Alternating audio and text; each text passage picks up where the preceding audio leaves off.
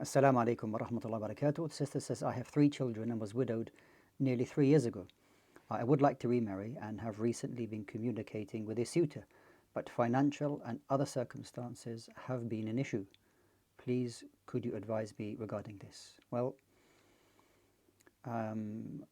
if it is the suitor who is saying that there are financial problems and there are other circumstances which you see as an issue, then like any other person who is looking to get married, you have to make sure that whatever situation you get involved in, that is something good for you and, of course, now for your children.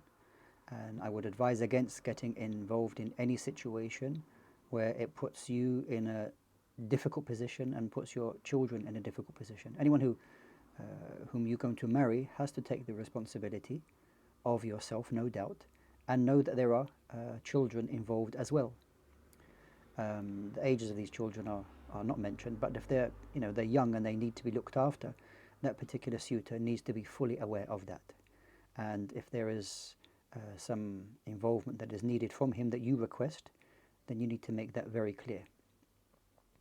So I would just make that clear to the suitor that, as any woman requires to be looked after financially, that is your haqq, that is your right, that you have 3 children, and how he will maneuver himself through the situation to make sure that you and the children are looked after, and he is willing to participate in looking after those particular children. If he cannot do that, then alhamdulillah, may Allah subhanahu wa ta'ala allow him to find somebody else whom he can find who is suitable for him, or wait until his situation gets better financially.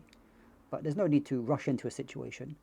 He is a person, maybe someone is pleasing to look at, speaks well, but that only goes so far in a marriage. He needs to fulfill his end of the bargain or the agreement in financially support, to emotionally support, spiritually support you.